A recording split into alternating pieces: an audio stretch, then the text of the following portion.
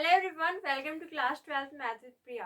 तो हम UP board के पीवाईक्यू सॉल्व कर रहे हैं और अब हम देखने वाले एक और इम्पोर्टेंट क्वेश्चन जो कि 2023 में बीडी जो है उस कोड में पूछा गया था। तो ये क्वेश्चन जो है वो अवकलन का क्वेश्चन है और ये कह रहा है कि यदि x is equal to a cos square t y is equal to b sin square t हो तो dy बाई dx हमें निकालना है।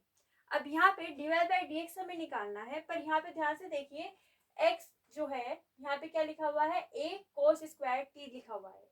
तो x जो है t का फलन है। x किस में लिखा हुआ है, t में लिखा हुआ है, यानी कि x t का फलन है। यहाँ पे देखिए y is equal to b sin square t, तो जो b ये y है वो भी किसका फलन है, t का फलन है। लेकिन हमें निकालना क्या है, dy बाई dx निकालना है। तो dy बाई dx कैसे निकाला जाएगा, देखिए यहाँ पे dy बाई dx जो होता है उसको हम इस तरीके से निकालेंगे कि हम y का डिफरेंशिएशन किसके रिस्पेक्ट में करेंगे, t के रिस्पेक्ट में, यानी कि y का अवकलन करेंगे t के सापेक्ष। तो यहाँ से हम निकालेंगे dy बाई dt और नीचे आएगा हमारे पास डिवाइडेड बाय dx। तो इसके लिए हम क्या करेंगे, x का अवकलन t के सापेक्ष निकालेंगे, यानी कि dx बाई dt निकालेंगे। अब दोनों से कैंसिल आउट हो जाएगा, मिलेगा क्या, dy बाई dx। पर यहाँ से हम dy बाई dt निकाल सकते हैं, dx बाई dt निकाल सकते हैं और उन दोनों का मान रख के हम यहाँ पे क्या निकालेंगे, dy बाई dx निकाल लेंगे। तो उसके लिए हम dy बाई dt निकालते हैं। तो यहाँ पे y किसके बराबर है, b sin स्क्वायर t के बराबर है। तो वही लिख लेते हैं। यहाँ पे देखिए क्या आएगा हमारे पास, y is equal to b sin square t। तो हम यहाँ पे क्या करेंगे, दोनों ओर x के सापेक्ष अवकलन करेंगे। x के सापेक्ष नहीं, हमें यहाँ पे t के सापेक्ष करना है, तो t के सापेक्ष हम यहाँ पे क्या करेंगे, अवकलन। तो यहाँ पे हम लिख लेते हैं दोनों ओर t के सापेक्ष अवकलन कराने पर, t के सापेक्ष अवकलन कराने पर देखिए यहाँ पे अवकलन होगा, अवकलन कराने पर y का हम किसके सापेक्ष करा रहे हैं, t के सापेक्ष। तो y का अवकलन कितना हो जाएगा, dy बाई dt। तो यहाँ पे आएगा हमारे पास dy बाई dt बराबर b क्या है, तो b तो कांस्टेंट है। तो b अगर कांस्टेंट है तो उसको ऐसे ही लिख देते हैं, तो यहाँ पे आएगा b।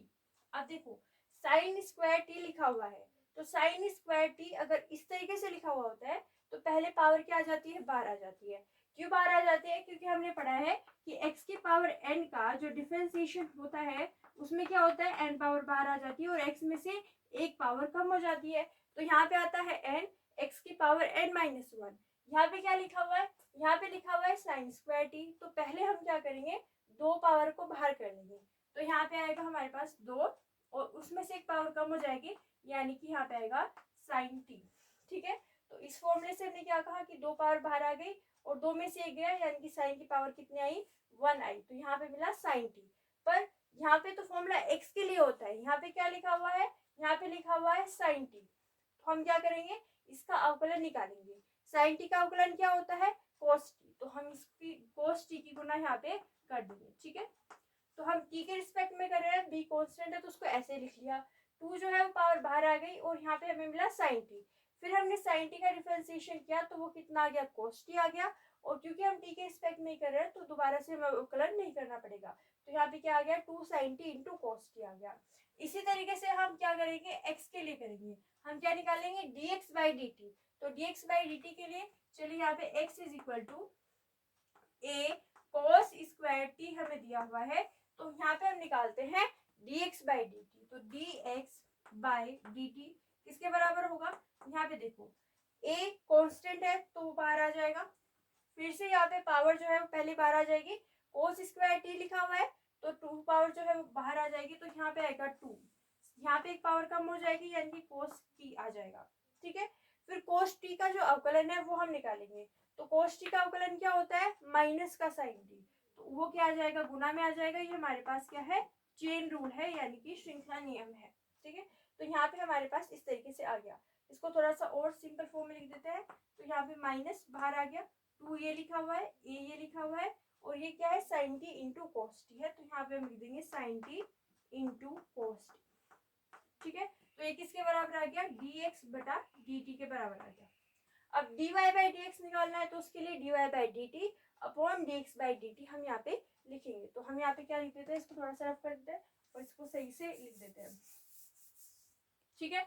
तो यहाँ पे हम क्या करेंगे कि dy बाई dx किसके बराबर होगा, ये बराबर होगा dy बाई dt, y का t के सापेक्ष अवकलन, और बटा में आएगा हमारे पास dx बाई dt यानी कि x का t के सापेक्ष अवकलन। अब ये दोनों मान जो है वो हम यहाँ पे रख देंगे। यहाँ पे इसका मान कितना आया था, dy बाई dt का मान आया था हमारे पास 2b sin t into cos t।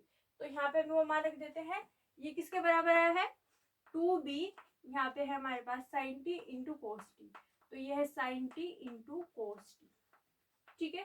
और डिवाइड में आया है dx बाई dt, तो dx बाई dt किसके बराबर है -2a sin t into cos t, तो ये मान रख लेते हैं -2a, और यहाँ पे है sin t into cos t, ठीक है।